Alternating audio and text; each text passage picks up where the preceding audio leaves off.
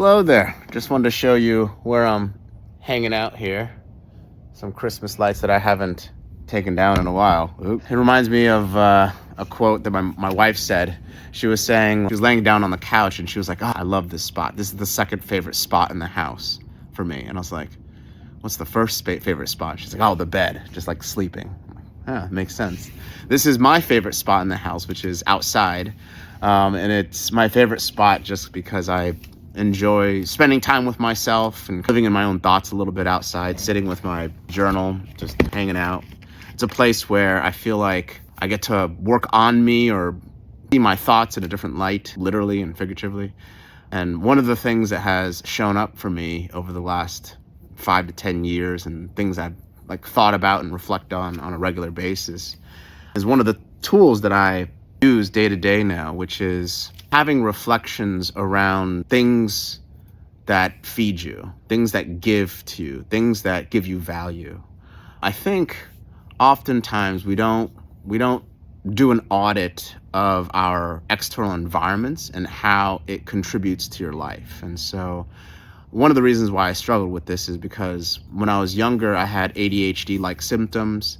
I have issues with neurotransmitters, recycling, and production. And so what that caused for me is that it made it hard for me to connect to fulfillment. So it's definitely been something that I've struggled with in the past and something that I've had to learn and develop. How it would show up is on vacations, I wouldn't enjoy them at all. Part of the reason is I always did vacations for other people, whether it was for my wife or my parents, my family. They'd be like, "Oh, let's do this." And I'd just say, "Sure, I'm down for whatever. Let's go do that."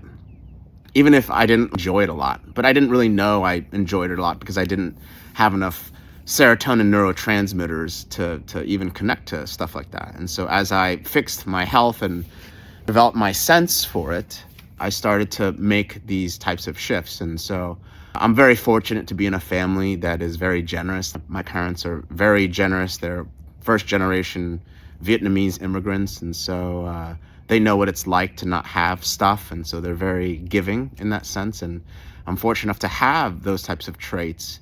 I think the downside of living for others is that sometimes you don't live for yourself. You don't think about the things that you enjoy. This tool of reflection of how do you look at the external environment and see what feeds you, you can look at a couple examples. So for instance, I am a business owner. I have a couple businesses. And so there are days and times where, man, showing up to work is not something that I enjoy particularly. And changing my framework around it of what does my business give me?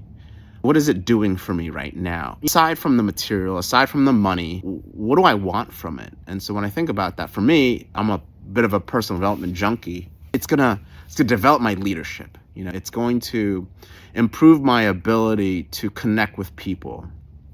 It's a dojo. It's a place where I get to practice these things. Allows me to practice my financial skills and my muscle there. Whenever you have bad things happen, you got to figure a lot of things out. It helps me develop my problem-solving skills.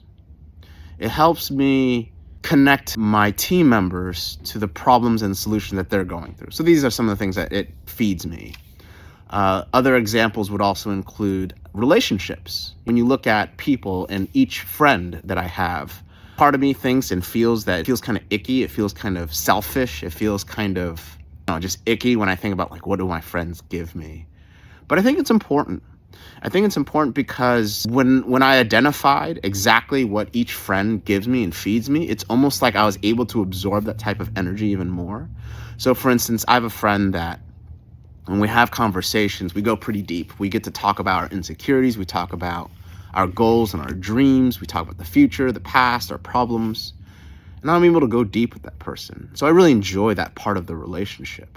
It's almost like sitting and connecting with the different flavors of the food that you eat. What do you truly enjoy so that you get to extract more of that value? I have another friend that we don't ever talk about deep things and things of that nature, but we just have a really fun time. He's hilarious. He just makes jokes about all different things. And so we just have a good time with things. I just like to chill with him. I have another friend that I enjoy playing games and watching movies with. Our tastes in media are similar and the same, so we get to have conversations around that. I have friends that like to talk about politics. I have friends that like to talk about health. And so I think by identifying exactly the things that the external environment gives you, you're able to tap into that power a little bit more. You can do the same, I think, with drag, the things that hold you back in life. So whether it's negative people, like, that person, they just talk about negative energy. They just like feed me negative energy. They complain so much. I don't want to participate with that. Whether it's a food, whether it's like, that food gives me stomach issues, or that food just makes me happy. There's something about a mochi donut that just is an explosion in my mouth and just gives me joy. So I encourage all of you to consider, and I invite you to consider that reflecting on the things of what gives you things and what takes away things from you, that gives or takes away energy, for example, can be a useful exercise for you to check out. So check it out, see if it works for you, and enjoy some life. See ya.